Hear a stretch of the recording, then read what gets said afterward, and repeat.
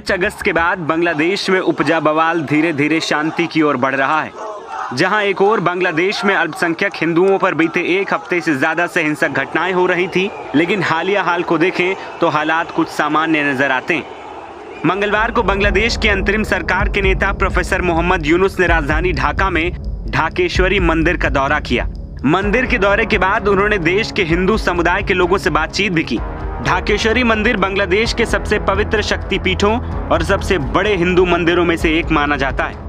मंदिर की बंगाली हिंदुओं के बीच काफी मान्यता है। मोहम्मद यूनुस का यह दौरा ऐसे समय हुआ जब देश के कई हिस्सों में अल्पसंख्यक हिंदुओं पर हमले हुए। इसे लेकर अल्पसंख्यकों ने विरोध प्रदर्शन भी किए। यूनुस इस समय देश में स्थिति को सामान्य करने की कोशिश करते देखे जा रहे हैं। प्रोफेसर यूनुस के साथ कानून सलाहकार आसिफ नजरुल और धार्मिक मामलों के सलाहकार AFM खालिद हुसैन भी मंदिर पहुंचे। द डेली स्टार की रिपोर्ट के मुताबिक ढाका के ढाकेश्वरी राष्ट्रीय मंदिर में मोहम्मद यूनुस ने सभी से स्थिति को सामान्य करने के लिए सहयोग मांगा और सुरक्षा पर भरोसा दिलाने की भी कोशिश की। प्रोफेसर यूनुस ने मंदिरों में हिंदुओं को भरोसा देते हुए कहा, अधिकार सभी के लिए समान है। हम सभी एक ही अधिकार वाले लोग हैं। हमारे बीच कोई भेदभाव ना करें। अपनी सरकार पर उन्होंने कहा कि इस समय सभी हमारी सहायता करें और कुछ समय दें। अगर हम सरकार में असफल होते हैं तो फिर हमारी आलोचना करें। बांग्लादेश में धार्मिक अल्पसंख्यक समुदाय के खिलाफ हिंसा और मंदिरों में तोड़फोड़ की घटनाओं पर अंतरिम सरकार के मुखिया प्रोफेसर मोहम्मद यूनुस ने सोमवार को भी हिंदू छात्रों और युवाओं से बातचीत की थी। इस बैठक में सरकार ने हिंदू समुदाय की सुरक्षा मुद्दे पर बातचीत की।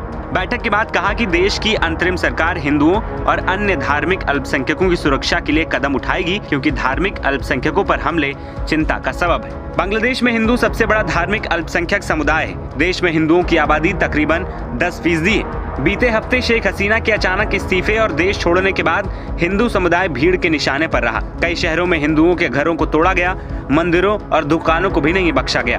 बांग्लादेश में हिंदू, बौद्ध, ईसाई ओइक्या परिषद ने 52 जिलों में अल्पसंख्यकों के खिलाफ 205 हिंसक घटनाएं होने के दावे भी किए। इससे पहले भी खालिद हुसैन ने कहा था कि धार्मिक मंत्रालय हमेशा से अल्पसंख्यकों की रक्षा करता रहा है और आगे भी करता रहेगा। हम उनके साथ खड़े हैं। सरकार ऐसे मंदिरों की सूची बना रही है जिन्हें तोड़ा गया है, जिनमें लूटपाट की गई या जिनको जला दिया गया है। इन मामलों को निपटाने के लिए एक फास्ट ट्रैक कमेटी बनाई जा रही है। गृह मंत्रालय जल्द ही इन मामलों में कार्रवाई करेगा।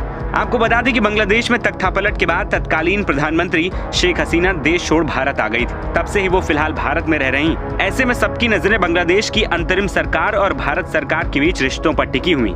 हालांकि बांग्लादेश की नई अंतरिम सरकार ने अभी स्पष्ट कर दिया है कि शेख हसीना चाहे कितनी भी वक्त भारत में रहें, लेकिन इससे दोनों देशों के द्विपक्षीय रिश्तों पर कोई असर नहीं पड़ेगा।